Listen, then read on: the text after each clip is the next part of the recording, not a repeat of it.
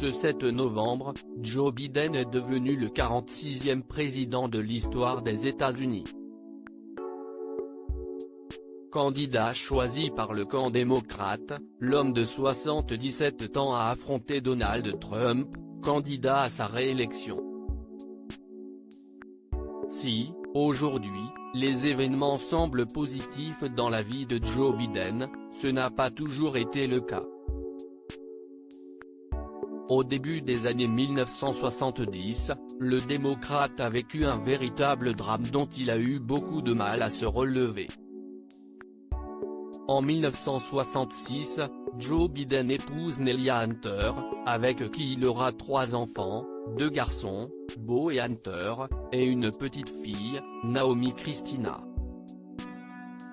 Le 18 décembre 1972, toute la famille de celui qui a été sénateur du Delaware, un mois plus tôt, est victime d'un accident de la route. La voiture conduite par Nelia est percutée par un semi-remorque. Beau et Hunter, les 2 garçons, sont gravement blessés tandis que Nelia et Naomi, âgés de quelques mois, décèdent sur le coup. Dans les mois et les années qui suivent cet accident, Joe Biden fera tout pour prouver que le chauffeur du semi-remorque était sous l'emprise de l'alcool. Mais la famille de ce dernier niera toujours cette affirmation que la police n'a jamais réussi à prouver.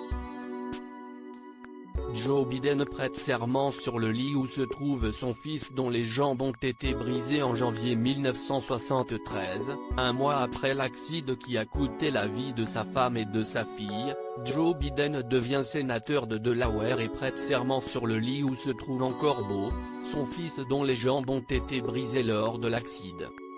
Mon monde entier a été changé pour toujours, dira Joe Biden à propos de cet accident dans un discours prononcé en 2015.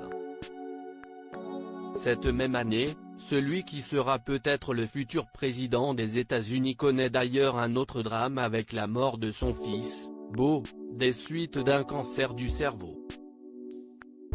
Il avait 46 ans.